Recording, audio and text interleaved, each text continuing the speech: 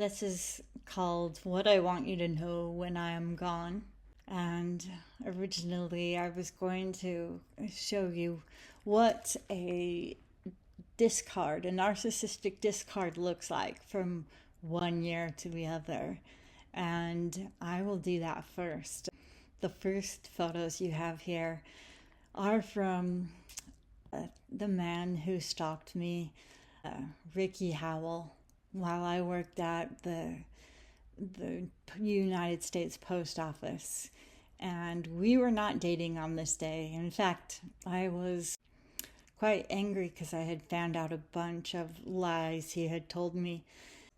This is the town of Escalante, and he had to drive at least 90 minutes to pick up these white roses, which are my favorite, and had them delivered not in person. They were waiting when I went to open the post office that day. I was working the post office alone. And then exactly a year later, this is exactly a year later on my birthday, I woke up to having my car completely wrapped in police tape. So there wasn't one spot that was even able to see. There were baby dolls hanging from nooses, naked baby dolls hanging from nooses in the orchard. And when I opened the blinds to my bathroom, there was this painting. I don't know if he did or not, but it's huge. Is this what you would do if you loved somebody? Because he said it was just a good or a birthday joke, that's what everybody does on birthdays. And now I'm going to show you, because as I looked through the rest of my life, and it really was, a lot of it can be told in flowers. I love beautiful things. I mean, everybody does, but I would eat less if I could get something inexpensive and almost ready to expire at a Target grocery store, and this of course is long before now. But I took flower arranging classes at BYU one summer. I had a credit to fill, it was just 0.5. And I loved that class, and I learned about buying flowers from straight from distribution where they were the least expensive. And when I was married, as my family knew, I joined the big floral company, and I started my own gift basket company called Aesthetic Pleasures. And people in Park City ordered gift baskets of roses to have delivered when they were in town to their loved ones.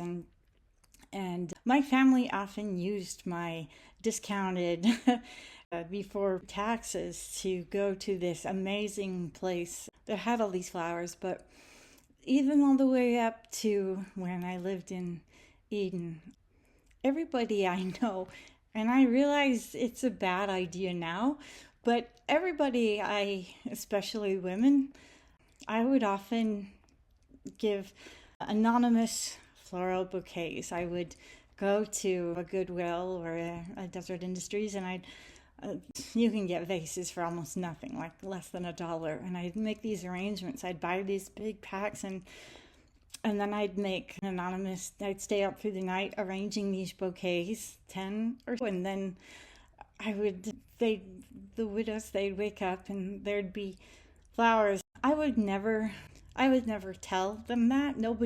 I never wanted to be known for doing that, but I think it's safe to say that probably most of them have passed on. But the person who has spent the most amount of time trying to take away my legacy, trying to say I am worthless and meaningless, is my sister Candace Beckwith. And she used to hate that there was always a suitor, there was always someone.